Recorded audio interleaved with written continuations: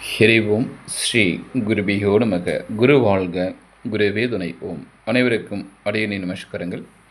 ஸ்ரீ ஹயக்ரீவர் ஜோதிட பயிற்சி வித்யாபீடம் ஆச்சாரியர் சந்திரசேகர். இறை வழிபாடு செய்தும் எனக்கு பலன் கிடைக்கலையா அப்படிங்கிற விஷயத்தை பற்றி பார்க்கலாம்.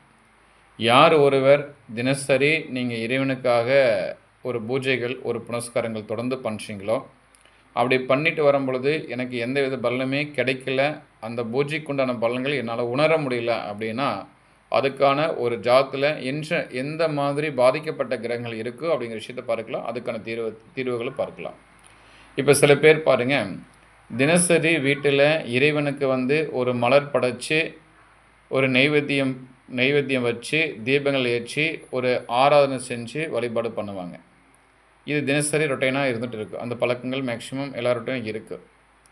அது போக பார்த்தா சில பேர் தொடர்ந்து பிரதோஷ வழிபாடு பண்ணுவாங்க. சில பேர் பார்த்தா தொடர்ந்து சஷ்டிகை வழிபாடு, கிருத்தி வழிபாடு இந்த மாதிரி பண்ணுவாங்க.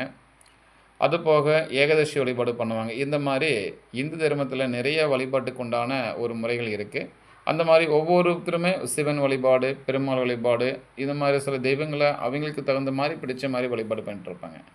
அப்போ இந்த வழிபாடு நான் பண்ணுறேன், இருந்தாலும் என்னால் பலனை உணர முடியல, எனக்கு எந்த பலனுமே இறைவன் கொடுக்கல அப்படின்னு நினச்சிங்கன்னா, உங்களுடைய ஜாதகத்தில் பார்த்தீங்கன்னா குருமாந்தி அப்படிங்கிற கிரகங்களுடைய சேர்க்கை என்பது ஒன்றாக இருக்கும்.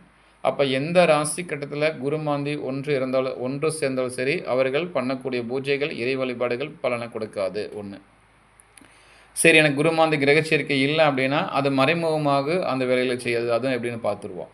அப்போ ஒரு ஜாதத்தில் குருமாந்தி எந்த ராசி கட்டத்தில் இருந்தாலும் சரி, அது தங்களுக்குள்ள ப்ளஸ் ஆர் மைனஸ் அந்த 3 டிகிரி வித்தியாசமாக இருந்தால் பாதிப்பு கொடுக்கும். உதாரணத்துக்கு மீனத்தில் குரு ஒரு 10 டிகிரி அப்படின்னா, மிதுனத்தில் மாந்தி ஒரு 9 டிகிரி அப்படின்னா, இந்த ரெண்டுமே ப்ளஸ் ஆர் மைனஸில் 3 டிகிரி வித்தியாசம் இருக்குது.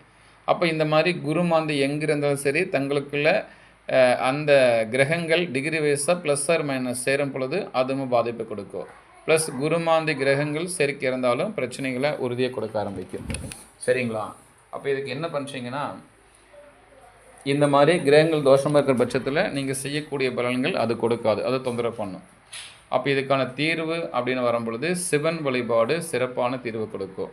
ஒன்று, திரு ஆலங்காடு சிவன் கோயிலில் சனிக்கிழமை காலையில் வழிபாடு பண்ணுறது ரொம்ப விசேஷம். அடுத்தது திரு ஆலங்குடி அந்த திரு ஆலங்காடு அந்த சிவன் வழிபாடு முடித்த பிறகு திரும்ப ஒரு வாரமாக அல்லது ஒரு மாதமாக கழித்து ராமேஸ்வரம் போய் அங்கே இருக்கிற சிவபெருமானுக்கு வில்வங்கள் கொடுத்து அர்ச்சனை பண்ணணும். ராமேஸ்வரம் போய் கடலில் ஸ்நானம் பண்ணிவிட்டு, தீர்த்தக்கணத்தில் ஸ்நானம் பண்ணிவிட்டு அர்ச்சனை பண்ணி வழிபாடு பண்ணிவிட்டு வாங்க. நிச்சயம் உங்களுக்கு பிரச்சனை தீர்ந்து நீங்கள் பண்ணக்கூடிய வழிபாடுகளுக்கு பலனை உறுதியாக கொடுக்கும்.